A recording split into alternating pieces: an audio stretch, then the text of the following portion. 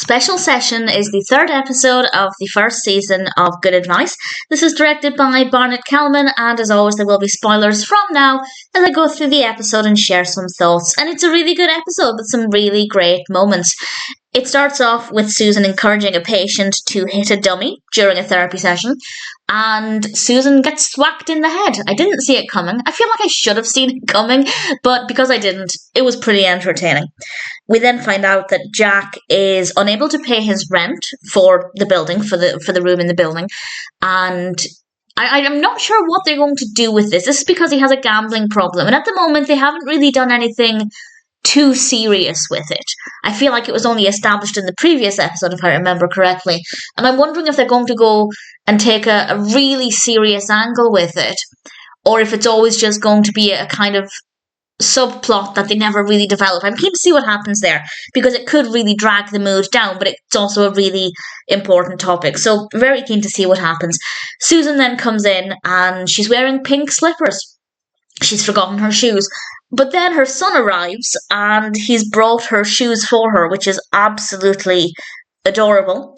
And she writes him a note to take to class, and she explains that she had an associative block due to the anxiety of beginning therapy with her estranged husband.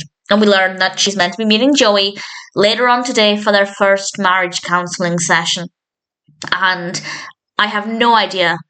At least at this point, I had no idea what would happen with their relationship, if they'd give it a proper go. I was very keen to find out, and we do get more information on that, but I'll get there when we get there chronologically. It is a little later in the episode. Susan is fixated on her own marriage, though. She's giving counselling to this couple, and she keeps referring to her own marriage, and when it comes time for her therapy session with Joey, he's not there.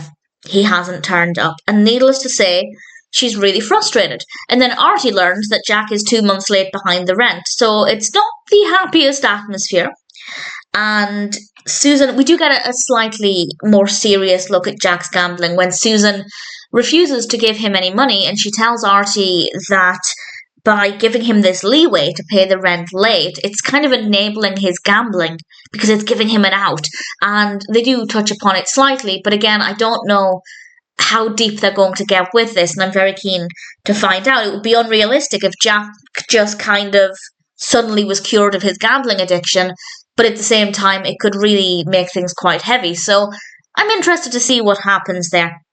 Somebody then is in the building, and they've got multiple wives, and they keep going onto their knees when they laugh, and I honestly had no idea what this character was talking about. I did some Googling and I found absolutely nothing.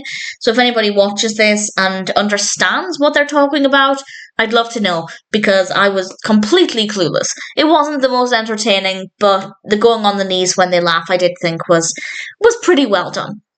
And then somebody comes in to see Jack, and this person had Lakers tickets until Jack got them in the divorce, and Jack was expecting this person to arrive, so he pretends that somebody else is actually Jack, somebody much larger and more, well, seemingly more menacing than Jack. It was a nice way to just have some little filler there to break up the main narrative until we get to the point where Joey finally arrives.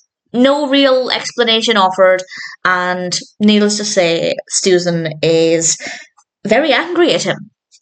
And she learns that he'd been having an affair, multiple affairs, however many affairs, for 3 years. And I don't think Susan was expecting that to be the case. And he just keeps digging a bigger and bigger hole for himself. And I loved Ronnie's response to everything. She really helped keep the mood lighter. She was very funny, absolutely fantastic character. And we learn why Joey was having these affairs. And I hope I haven't called Joey Jack at any point. I hope I haven't. In my notes when I'm writing it, occasionally I'll write Jack instead of Joey. I hope that's not the case, but I apologise if I have. Joey gives the explanation that you're the one who left me. And he goes on to explain that Susan became so focused on her career that he felt like he'd been put to one side. And this is unfair. On the one hand, yes, I can understand that if she's spent 24/7 focusing on her career, she does need to make time for him. She can't just completely neglect her husband. It's not clear whether that's the case, though. it's not established in this episode that she's completely neglected his needs. It's simply that she did become quite busy. And I feel like Joey wants a wife who is going to tend to his every needs and not have her own interests outside the marriage. That's the impression I'm getting. But if it is established later on that maybe Susan did become so focused on her career that she did completely neglect Joey, then I'd be interested to find that out. However, it's not unusual for a woman to go off and have a career, and obviously we know Susan travels, she's done talk shows, she's done book tours, and that's brilliant. And it kind of feels to me like Joey doesn't think a woman should do that. Maybe I'm putting words in his mouth, but that's the impression I was getting from the way he was acting. And then he said something that really made me disrespect him even more. Susan said to him, "You want me to quit what I love doing?" And Joey replies, "Hey, you're asking me to do the same," referring to sleeping around. The fact that he said he loves sleeping around goes against everything he's just said before that, because he basically implied before that he was only doing it, he was only sleeping around because Susan left him no choice, because he felt like he was alone in the marriage.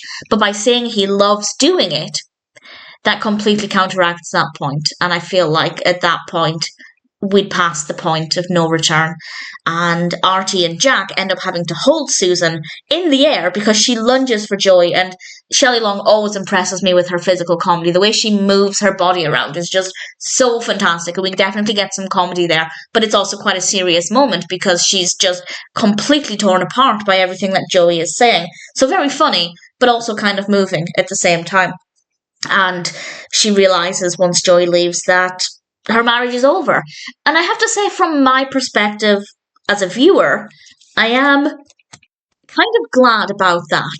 Not just because I don't like Joey and I think Susan deserves somebody who's not going to sleep around, but also because I wouldn't want the entire show, or at least the first season, to be a will they, won't they with their marriage. Will they fix it? Will they get back together? I like the fact that we do seem to be drawing a line in the sand under that relationship now, and presumably Susan will spend some time trying to heal and moving on, and, well, who knows? I have no idea what's going to happen with her love life hereafter. Do I want her to get with Jack? Would that be too obvious?